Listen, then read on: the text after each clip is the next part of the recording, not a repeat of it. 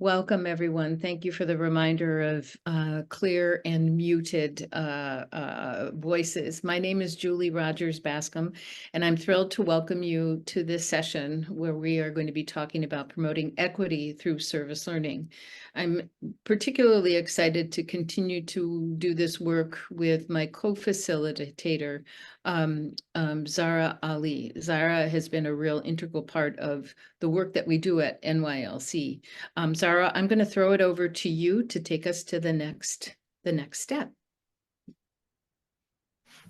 Thank you, Julie. I'm also really excited to be facilitating with you today. My name is Zara Ali. I'm a student at Augsburg University, and I'm also a youth representative on the board of NYLC. And I want to start by getting to know a little bit about all of you guys. So in the chat, if you guys could introduce yourselves with your name, your organization, share a bit about where you're calling from, and a super fun question. If you could only eat one milkshake forever, what flavor would you pick? And on the slide, if you can't pick a flavor like me, there's a couple of really fun flavors from a restaurant in Philadelphia that I've added to give you some ideas.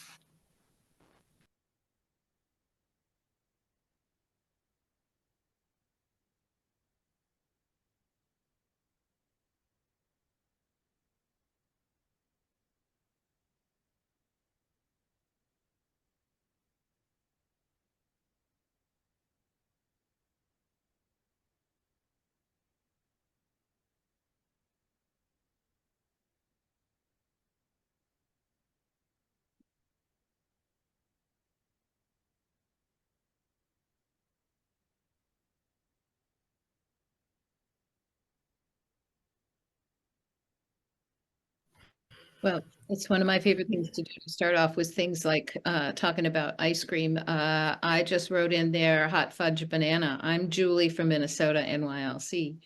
Rebecca, welcome, a math teacher. Caramel cream. Gabby would have caramel cream. Yum. Caitlin, a mango milkshake. Interesting. What else do we have here? Chocolate. We've got chocolate. Oh, Katie going after it. Yep. Banana. Pam, in our own backyard. Pam, peanut butter fudge. Some wonderful flavors. Keep introducing yourselves, please.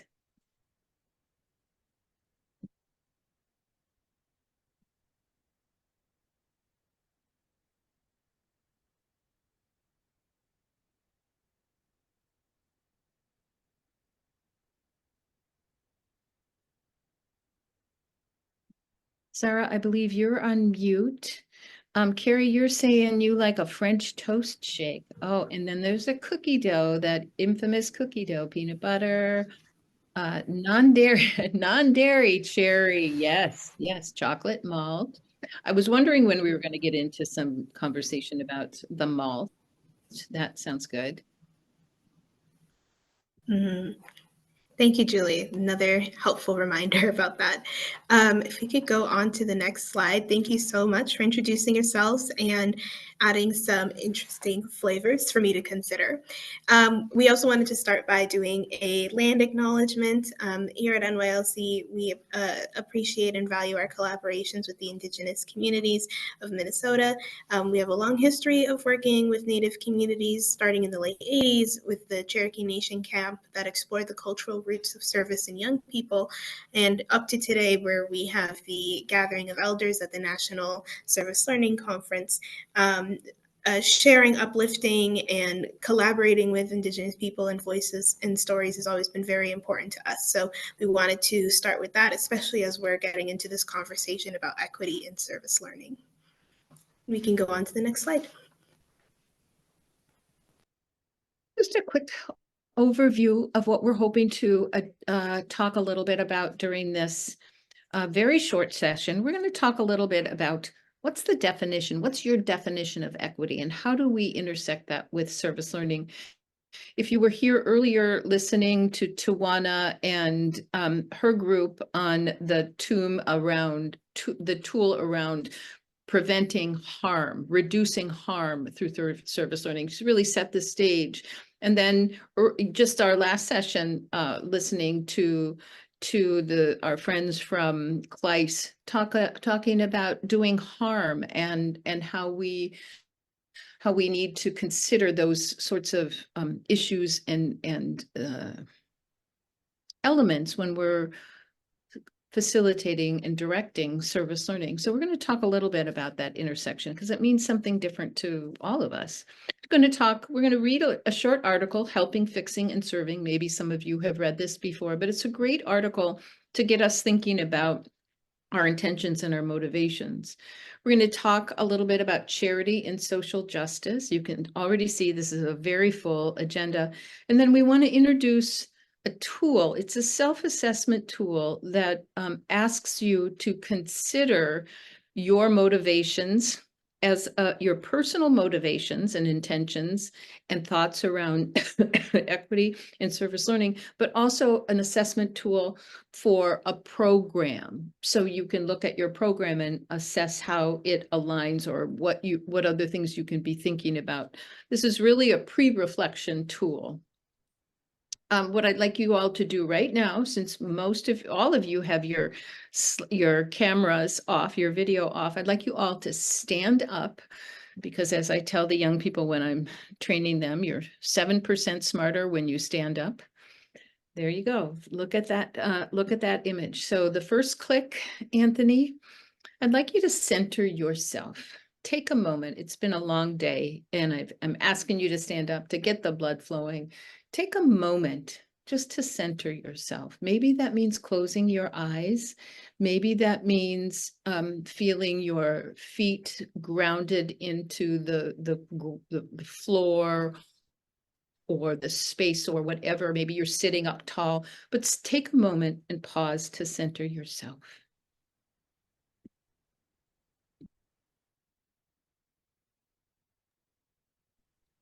This next moment and the next click, Anthony, I want you to listen to some of the sounds around you right now. Sometimes those can be kind of distracting, but allow yourself to listen, to acknowledge, and to let it go. So you can join in this space, this very short time that we'll be talking together about equity and service learning. Take a moment and just listen to the sounds.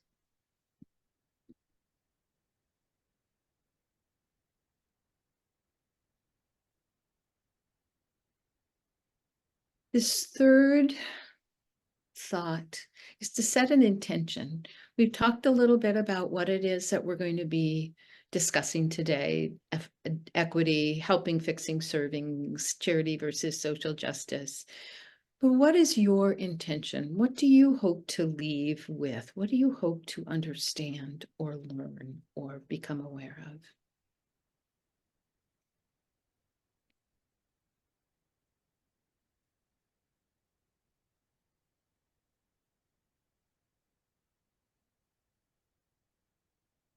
Please finish with opening your eyes, taking a final deep breath that energizes you, that brings you back to having conversations with each other. Next slide, please, Anthony. One is to think about words or phrases that come to mind when you think of equity. How do you define it? How do you define it for yourself, or what words do you come up with? What words or phrases does your place of work discuss or your school discuss? Open up the chat. Or if you would like to, turn your mic on and share just some thoughts, phrases, words. What comes to mind when we say the word equity? Sudfa, please. Well, perhaps that could mean granting people equal opportunity to access something. There's like this very famous cartoon, say like for equality, like you give you give a child, say, like a teenager and an adult, like the same crate to watch like a match, right? But but yes, that one, exactly that one. Yes, yes, yes. But equity is perhaps to redistribute the boxes so that all three of them could have, say, like could have access to watch the match themselves. So so that we grant people, say, like equal opportunity to reach it, like rather than, say, like just like a level playing field, if you get where I'm coming from. Absolutely. And I think Katie says it in the chat as well, removing barriers. Roxanne talks about a sense of belonging. Kate talks about also removing the fence, as does Pam, made a comment about that as well. So I really appreciate those words and those thoughts. Next slide, please. Thank you all for jumping in there. I want us to think about these four, and you can go ahead and go forward on each one of those buttons. I was hoping to share my slide deck, but I'm having internet issues right now. But for our uses today, I wanted to think of the context of service learning, how equity refers to the fair and just distribution of resources and opportunities and benefits within a community. It also involves recognizing and addressing some of the historical and other systemic, maybe, disparities that make sure that members of the community have the opportunity to participate, prosper, and reach their full potential.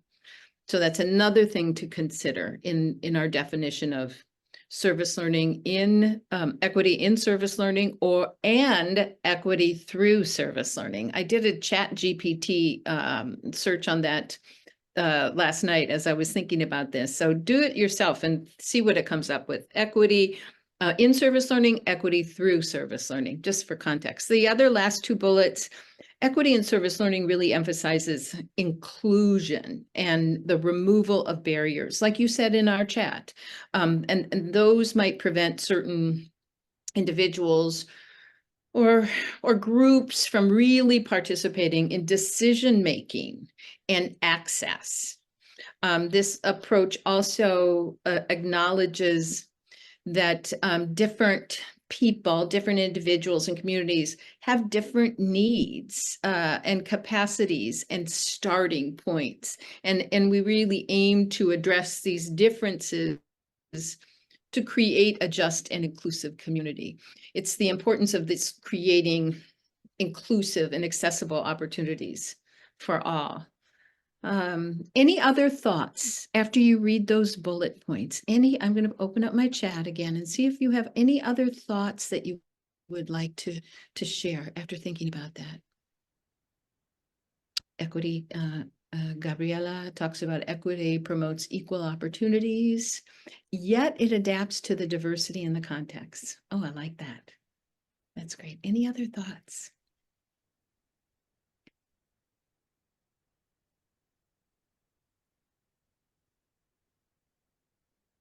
If you have some, please feel free to add those to the chat, because I think we learn when we continue to reflect. So part of what we're doing here today is doing a lot of reflection. So Sudfa talks about perhaps when preparing for a service learning project, we could invite the communities that we are working with and work on an equal playing field to find solutions that work best. Well, boy, I couldn't have asked for a better segue into this article that I'd like to share with you.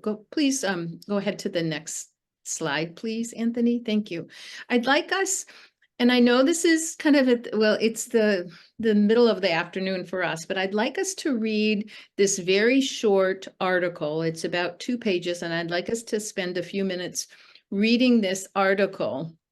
It's an article called Helping, Serving, and Fixing. Actually, it's called Helping, Fixing, and Serving. I did that wrong. Helping, Fixing, and Serving. And it is an article written by Rachel Naomi Remen. I believe I'm saying that right. She's an author of a book called Kitchen Table Wisdom, and has a real unique perspective on things like healing, and serving. And so I'd like you to spend a few minutes when you're reading this article and consider the differences in these three approaches: helping, fixing, and serving. And then we'll be coming back. We're going to set a timer. I'll also, you can get it from the QR code. I'm also going to drop the link in the chat right now. Give me just a second to do that, please.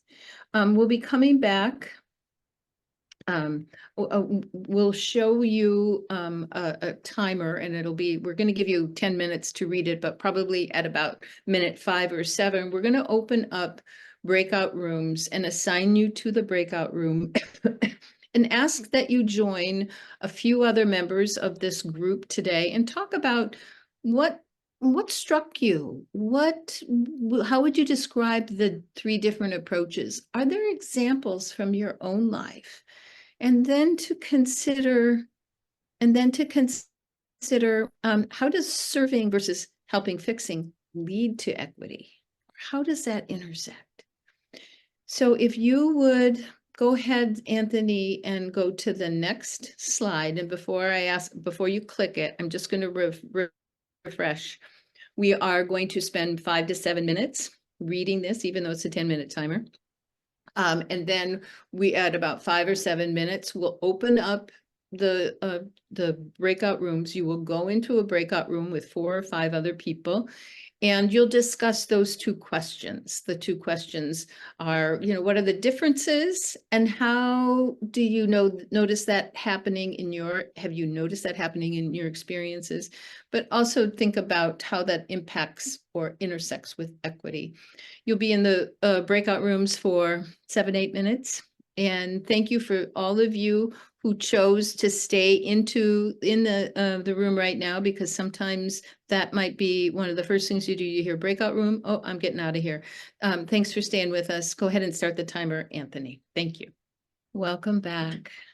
Welcome back. It's kind of fun. It's really fun to see faces. I know many of you have turned your cameras off, which you're welcome to keep them on. It always makes me happy to see faces, but whatever makes you most comfortable. Any thoughts? Would anyone like to share what they discussed in their breakout room? Either turn your mic on or throw something in the chat. I see some questioning faces. I see Carrie and I see Jennifer thinking, and Roxanne, I see you thinking too. Any thoughts? Had you read it before? We're thinking of, and please, group, correct me, AJ and Jeff and Sufa if I misspeak, but that service is the goal, but sometimes maybe helping is necessary in a crisis.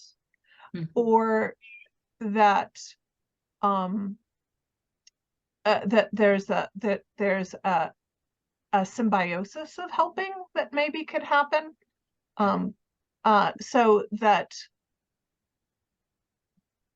maybe service is the goal, but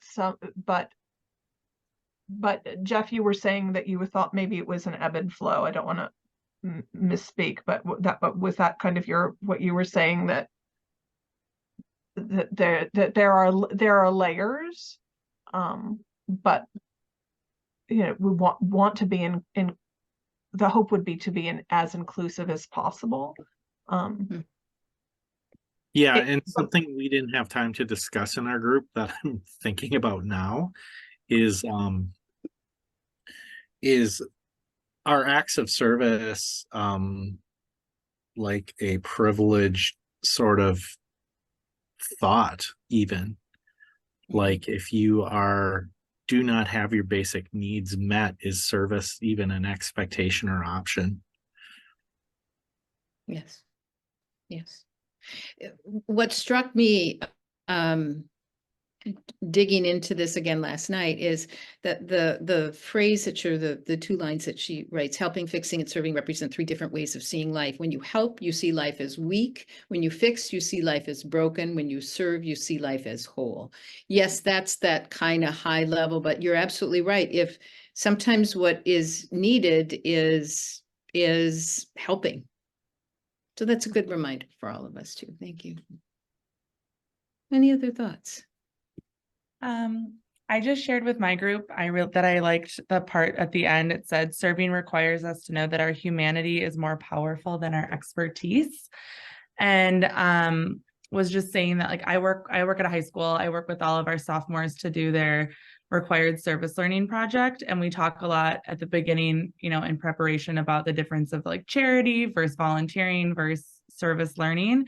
And I think that that quote kind of speaks to that. So I might take that for some inspiration during that class. But and just like, and it's kind of connecting, right? Like helping may be necessary, right? Like volunteering is necessary, or some, you know, like if you can give, charity is necessary too for things to happen. So just kind of being able to distinguish between those three and like understand the power that comes out like of service. So. Yes, thank you, Roxanne. Mm-hmm. And adding that layer of required service, that's a whole nother layer on top of that. Yes. Yeah, we don't have required service hours, but they do have to do one project. So I love it. I'm eager to learn more about what you do at your school, Roxanne. Thank you. Any other thoughts?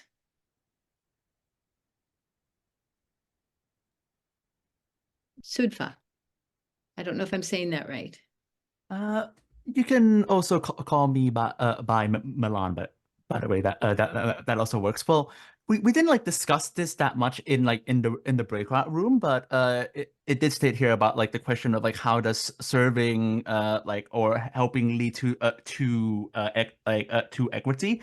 So like for example, if we have like students, perhaps like if they work with say a school that is currently like not like that is currently like underfunded or lacking resources, for example, that could help like well, not help, but like that could improve say what like the quality that's going on at the school, and also like build a base where like students from that area could have access to more updated information, and with such, say for example, like from what I have personally seen, there was this school in the northwest region of Thailand.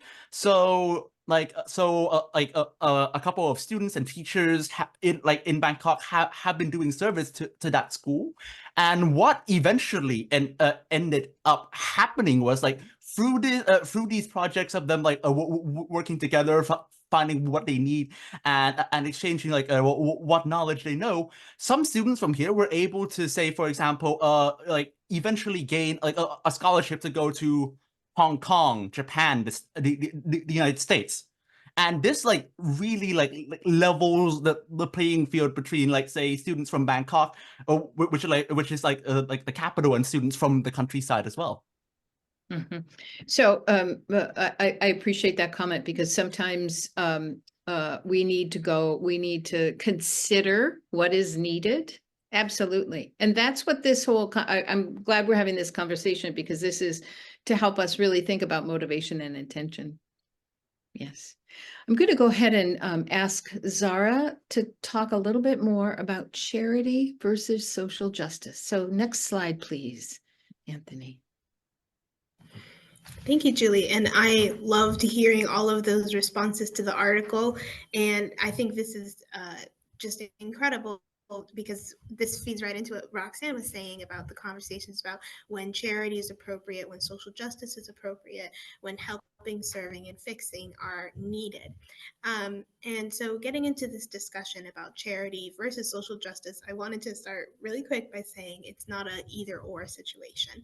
Both are incredibly useful. A lot of people come into social justice work and service learning work through charitable avenues. And so it's all interconnected, and it's not something that can or should be separated.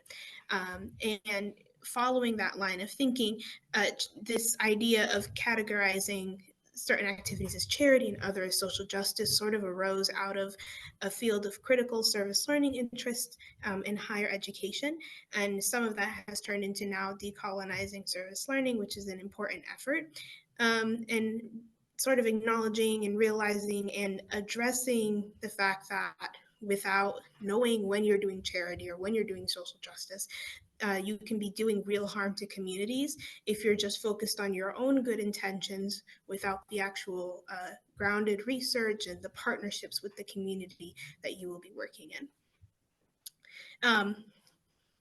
People will sometimes come into service learning work and not with their own good intentions and see an issue that they want to address, but not necessarily realize that that issue has a much deeper root cause that needs attention and resources and to be solved or at least addressed. And by focusing on one's own good intentions, it takes away from addressing that root cause and can cause more harm in the end.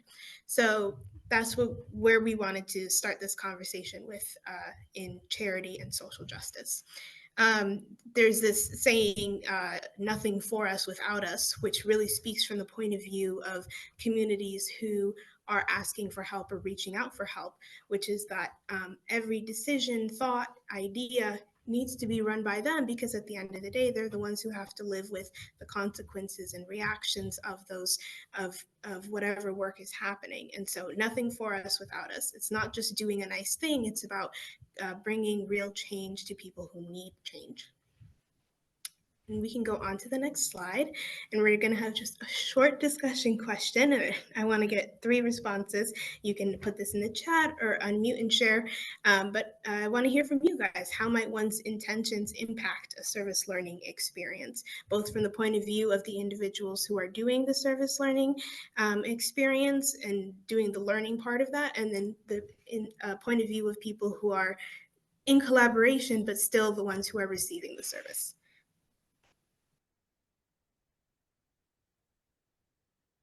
If I might share a real quick story, my blanket story. Some of you who know me have probably heard this story. A group of parents wanted their young people to make blankets for the a homeless shelter. Good and important work, probably more community service than service learning. They made blankets, delivered it to the homeless shelter, and the homeless shelter went, "Oh, wow, thanks, fine.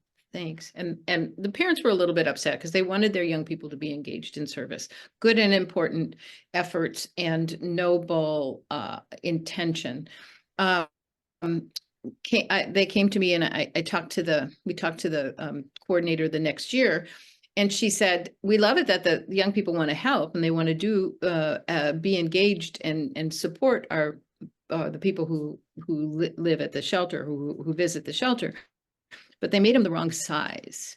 So they made the assumption that they would take a yard of fabric and a yard of fabric and make a tied blanket and give it to them, and then it's all over, without asking the recipient, what is it that you need? So it's a real simple question of, how do you work in partnership? I'm curious too now about anyone else. I've been doing a lot of the talking. I'm going to be quiet now for you, Zara. No, thank you for sharing that story, Julie. It's very important, and it's, I think, a really great story for showing the sort of dynamics that can come about when doing this work. Would anyone else like to share?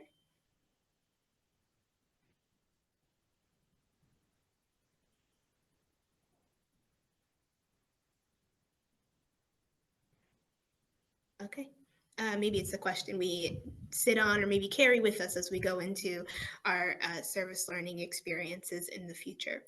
We can move on to the next slide.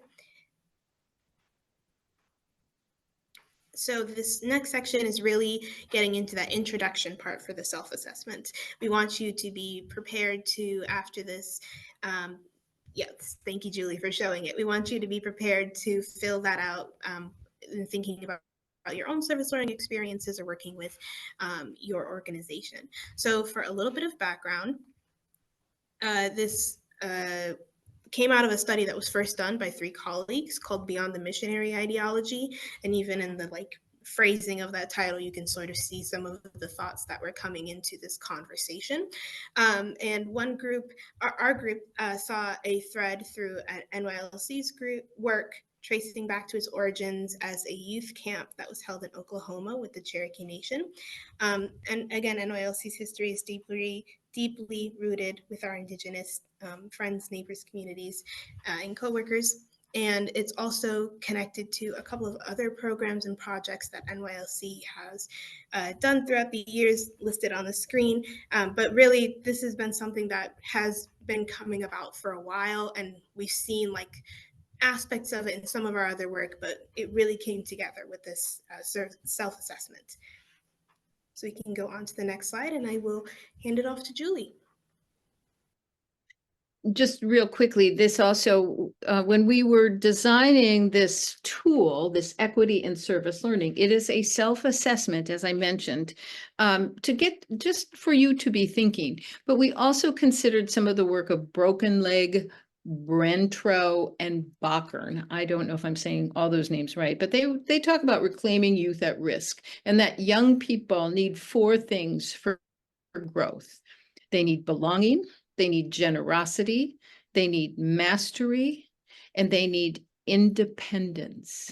So one could do a whole workshop on just that concept alone, but that really did influence the work that we were trying to do, which was to revisit the missionary ideology assessment tool. Next slide, please, Anthony. So we really look at this tool as an opportunity, as I mentioned before, to really think and to do preflection when you are engaging in a service learning experience with young people. And we think that's really important because it allows for those conversations with the young people, with partners.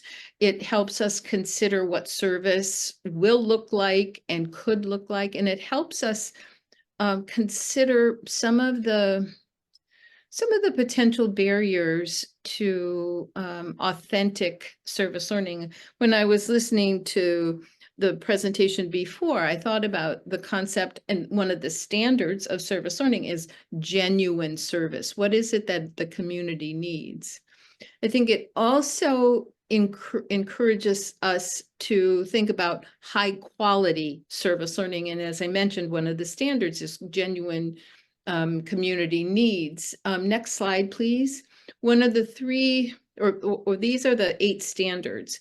And I think this assessment tool really lands on the 3 that are highlighted. I think it really lands firmly in the standard of diversity. And I don't mean just racial diversity. I think that standard of diversity is really about perspectives, getting multiple perspectives from students and community partners as an opportunity to build and cement those relationships with people who are in your community.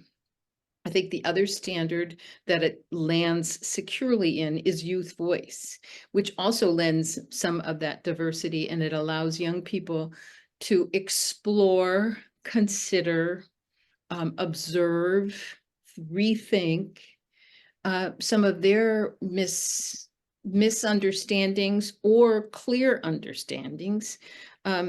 I think one of the classic examples of a community service project is a food drive, really good and important work.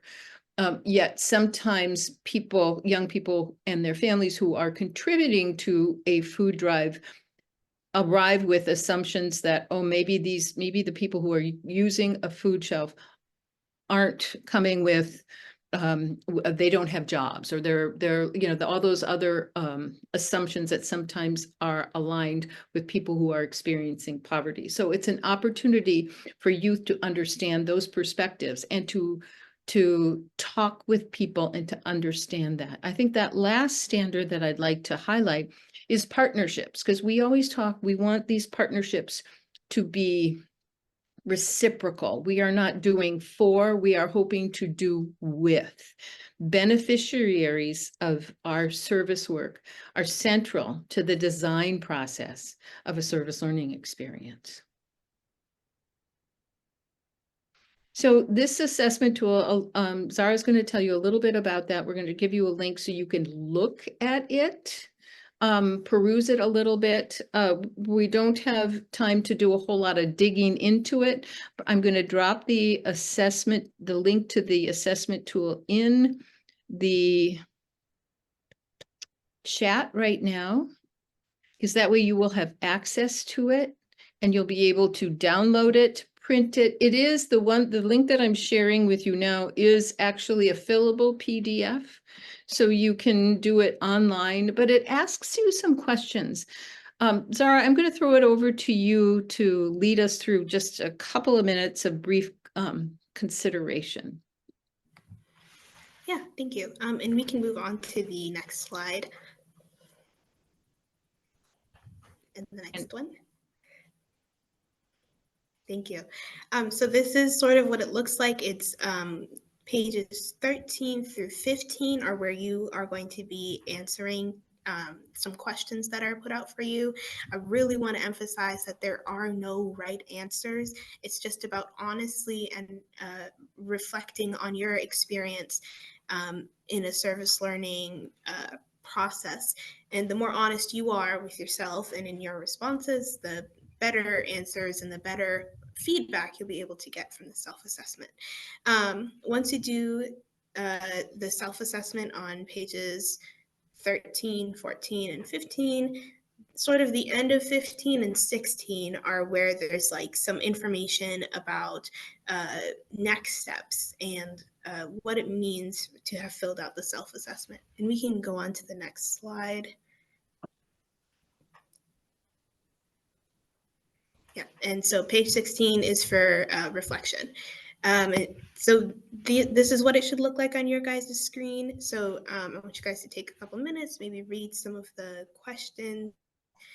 If you have any questions for us about the self-assessment, this would be the time to speak up and we will do our best to answer them.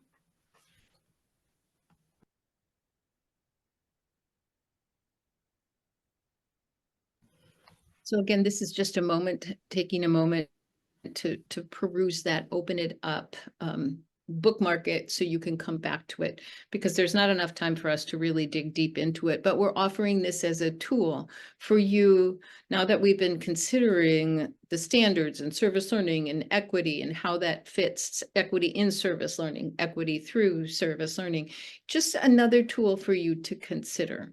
We don't have a magic wand with some answers that are going to solve it, but it is something for you to wrestle, as my father, the farmer, would have said, wrestle with it.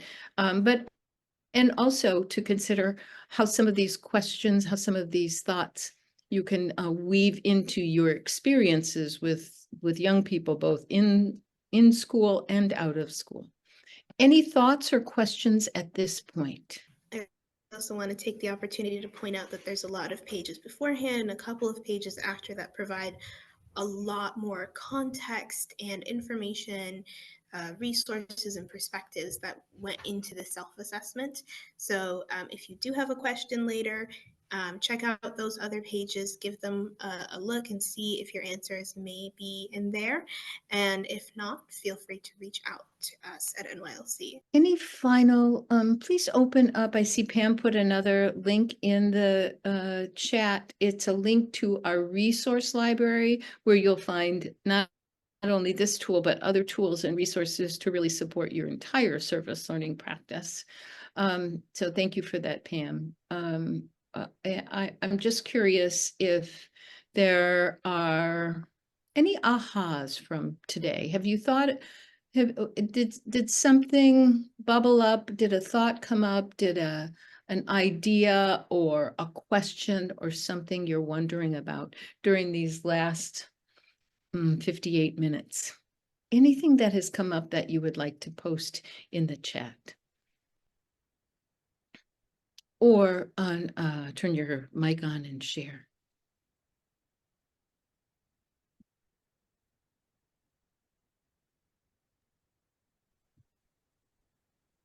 Hello there. Smith. Addison once again. And I just began my journey with Stella's Girls. It's a nonprofit organization, and I'm actually a participant in the Maryland Core Service Learning Program that was hosted by Westmore. So I'm part of that right now. And with that being said, the aha moment that I had today was the importance of filling those voids that the youth has in terms of the disparity in the education system and how it hasn't correlated with the professional world in such a long time. And that disconnect is so prevalent. But being a 90s baby, you know, I kind of grew up with the motto, if you don't go to college and get your degree, then you're going to be flipping burgers for the rest of your life. And then we turn around and look at the economy and we see everybody's been flipping burgers. And so the community and reaching back is an experience that I had because I was involved with church and sports. And that typically is a consistency that I've noticed in terms of if you ask individuals if they have any mentors or look up to anybody, you mostly hear people say, it was my coach or it was someone from church. Yeah. But Those outside of that, absolutely critical. Absolutely critical. Yes, you absolutely. know, Yes. but outside of that, the reward of volunteering is also void. And I feel like without that, sure, everyone can find their own personal fulfillment, but the lack of gratitude towards putting so much effort in being a volunteer, especially if you're someone who's consistent with it, I think that also is a disparity between people who, you know, it's all of our job to do it. Why is there so like few? So I was hoping that maybe there's some volunteer, something that just recognizes and reward volunteers, especially for the work that and the recognition that they most likely won't get when they're in the field. Well, doesn't Maryland have a seal or something that when they've completed service learning hours that they can earn a seal that goes on their diploma? That's something to consider, but absolutely. You know, one of the things that NYLC does is that we honor young people through some of our award programs, and we do a lot of work and hold up. In fact, our next session, don't miss the next session. It's really about youth, the power of young people to change the world, and it's sharing their stories. And so maybe that's what we can all make that commitment to do, is to share the stories of young people, how they are addressing problems in their community, and maybe how they are addressing. I'd be curious for you, Madison, when you get back to work with your young people, I'd be curious to, what they have to say about this issue of equity in service learning or equity through service learning. Thank you, Madison.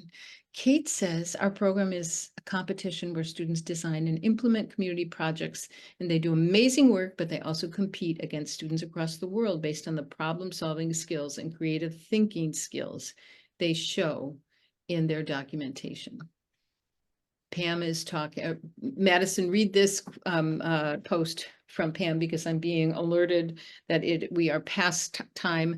I want to thank you for attending our session and the conversations that you've had with each other. It's been an honor and privilege to be with Zara, our good friend, who's having some trouble with her camera today. There's technology problems all over. But I just want to acknowledge the wisdom and the connection in the space, and I really appreciate you all being with us.